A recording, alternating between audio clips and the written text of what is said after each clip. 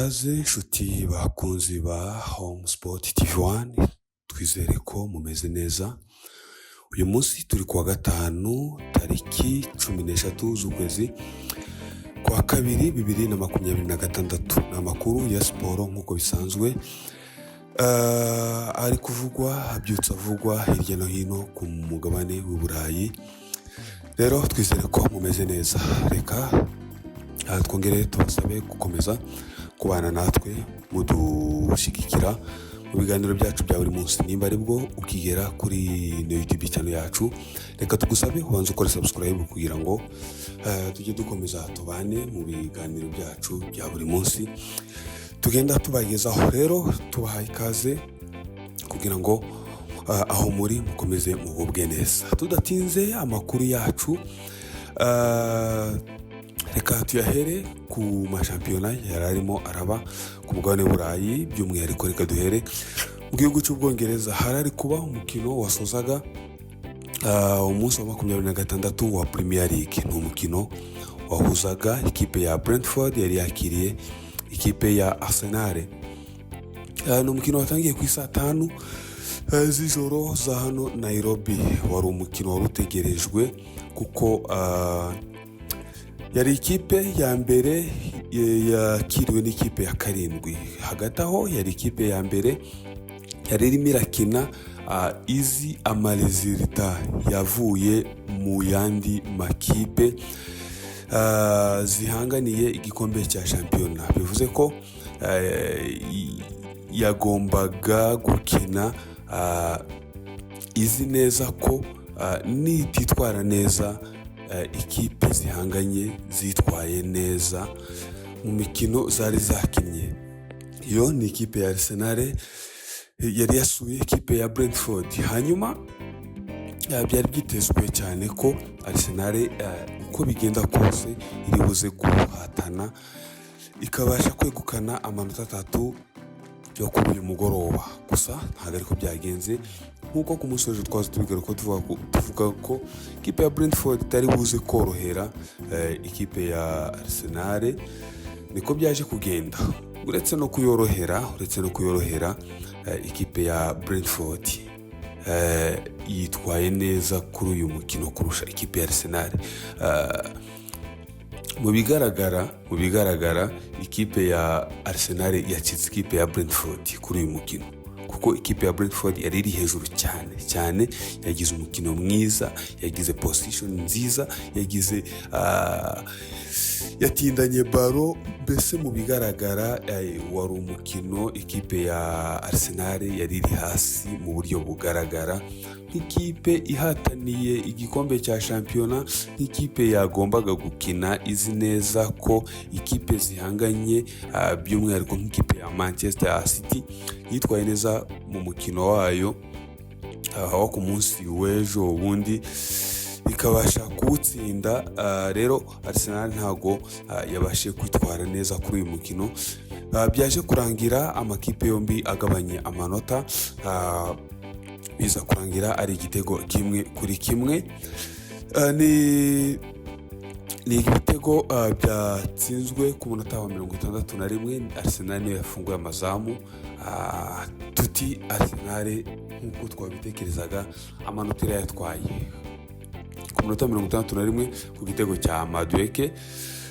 Twibwira ko Arsenal igiye gutwara aya manota, ariko ntabwo ariko byaje kugenda, kuko ku munota 71 ikipe ya Brentford ku gitego cya Lewis Potter yaje kugombora iki gitego, abasha gutsinda igitego cyatanze ikinyuranyo hagati y'amakipe yombi, bituma amakipe yombi agabana inota 1-1.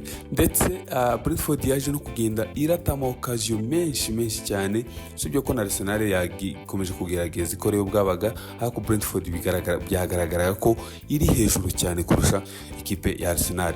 Nuko rero byaje kugenda biza kurangira gutyo ari igitego 1-1, amakipe yombi abasha kugabana inota 1 kuri indi.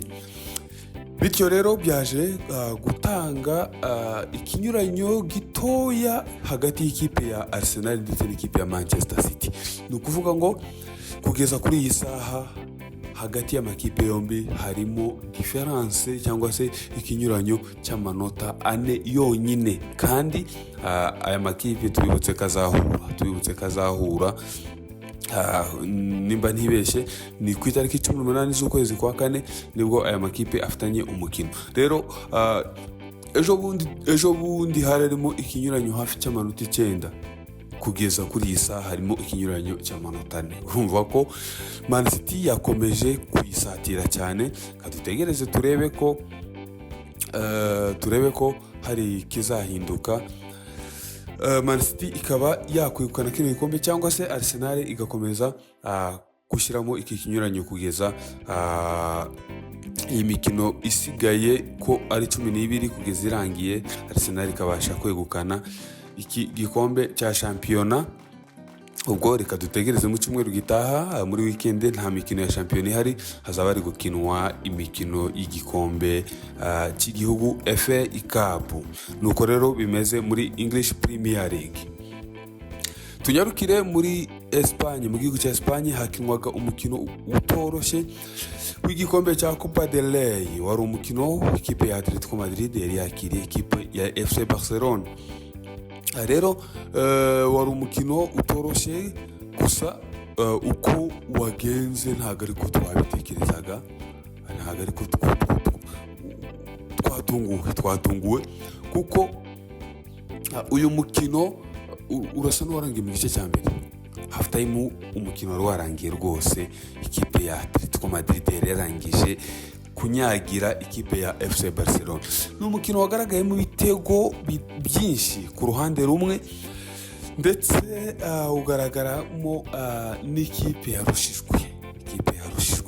Ikipe ya Atletico Madrid rero yatsinze ikipe ya FC Barcelona ibitego 4 byose ku busa. Ni umukino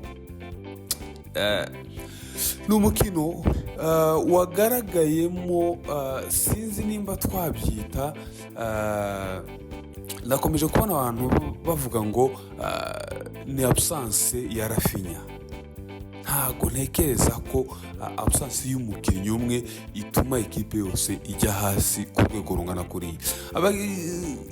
Abanyamakuru bamwe bati, cyangwa se abanditsi ati, iyo Rafinha haba byashobokaga ko bino bitego 4 byari kujyamo bya Atletico Madrid, ariko Rafinha ntago hano hari kuramo ibitego 2 byibuza bya FC Barcelona. Ntago uyu mukino wari kurangira ari Barcelona itabashe kureba mu izamu. Nuko rero byaje kugenda, ikipe ya FC Barcelona itsindwa nabi ku munota wa 6 nibwo amazamu yafungutse ku gitego. Eric Garcia yitsinze igitego, niyo wafunguye amazamu. Hanyuma ku munota wa 14 Antoine Griezmann abasha gutsinda ikindi gitego cya Atletico Madrid ku munota wa 33. Lookman atsinda ikindi gitego. Umusore wagize umukino mwiza cyane credit kuri uyu musore. Hanyuma ku munota wa 45 hari ku munota wa 47 w'inyongera w'igice cya mbere, Alvarez abasha gutsinda igitego cy'agashinguracumu cy'ikipe ya Atletico Madrid. Nguko uyu mukino nuko wagenze rero. Atletico Madrid ibasha gutsinda uyu mukino ku bitego 4 ku busa. Reka dutegereze, hazabaho umukino wo kwishura, tuzarebe nimba Camp Nou ikipe ya FC Barcelona izabasha gukora amateka, igakora remontada, igatsinda bino bitego, ikabikuramo, ikabasha kuba yakomeza kuri uyu mukino. Niyo mikino yari irimo iraba ku mugabane w'i Burayi. Nguko uko byaje kuba bigenda muri izo shampiyona. Tukiri kuri uyu mukino wa FC Barcelona ndetse n'ikipe ya Atletico Madrid, umukino warangiye. Hanyuma abanyamakuru begera umutoza wa FC Barcelona yitwa Hans Flinck. Baramubaze utakaje uyu mukino kandi utakaje nabi ku bitego byinshi cyane, mbese hari icyizere ko uyu mukino muri returu hari icyizere ko wazabasha gutsinda? Arababwira, asubiza abanyamakuru ati umukino ntabwo urangiye kubera ko dufite returu izakinirwa iwacu, mutegereze, twebwe dufite icyizere kuko turacyari mu irushanwa. Rero reka dutegereze turebe ikizava muri uyu mukino. Ndetse aza no kugaruka, hari igitego Barcelona yatsinze, ariko biza kugaragara ko yari offside, VAR iracyanga. Aza kubigarukaho cyane avuga ati iriya ntago yari oruje, VAR hariya ntago yambaniye, ntago ngendekeye neza, nubwo natsinzwe ariko na VAR ntago yambaniye. Se mwebwe urebye wowe no mashusho urabona iyi ni oruje, bamwibye, bimeze bite?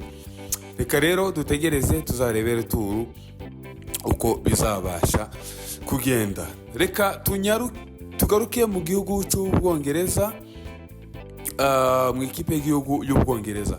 Ku munsi w'ejo nibwo Thomas Tuchel yongereye amasezerano nk'umutoza w'ikipe y'igihugu y'Ubwongereza. Ni amasezerano azamutwara akamugeza muri 2028. Reka tutegereze turebe icyo bamwizeyemo, tuzarebe uko azitwara mu mikino y'igikombe cy'isi iteganyijwe kuba uyu mwaka. Rero reka dutegereze turebe uko bizaba bimeze ku ikipe y'igihugu y'Ubwongereza. Tukiri mu gihugu cy'Ubwongereza, ku munsi w'ejo Michael Carrick yatangajwe cyangwa se yabashije kwegukana igihembo cy'umutoza witwaye neza muri uku kwezi kwa mbere. Urabona yarabikwiye cyangwa ntabwo yarabikwiye? Nuko byagenze rero, Michael Carrick yabasha kwegukana igikombe cyangwa se igihembo cy'umutoza mwiza w'ukwezi kwa mbere. Ariko mu bigaragara yarabikwiye kuko mu mikino 5 Michael Carrick akinnye ntarabasha gutsindwa n'umwe, yatsinze imikino 4, abasha kunganyamo umukino umwe.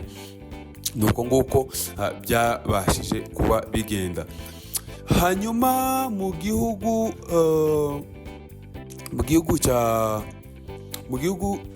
cy'Ubuholande, ikipe ya Feyenoord ku munsi w'ejo yasinyishije umusore Raheem Sterling, wagiye ari umukinnyi free transfer, ari umukinnyi wigenga udafite mbese free agent nk'uko twabisobanura. Abasha rero gusinyira ikipe yo mu gihugu cy'Ubuholandi itozwa n'umusore Robin van Persie. Akaba nawe wabashije kubigiramo uruhare cyane kugira ngo uyu musore abashe kuba yasinyira ino ekipe. Ngayo nguko rero amakuru abyutse avugwa muri siporo, ndetse n'andi agenda avugwa uko amasaha agenda y'imbere, turagenda tuyabagezaho umunota ku wundi. Reka dukomeze tubashimire mwebwe mukomeje kubana natwe, mwebwe mukomeje gukora subscribe kugira ngo tujye tubana umunsi ku wundi. Mwakoze, Imana ikomeze ibahe umugisha, kandi tunabifuriza gutangira weekend neza, gusoza icyumweru neza, kugira ngo Imana ikomeze ibarinde, mugire ibihe byiza.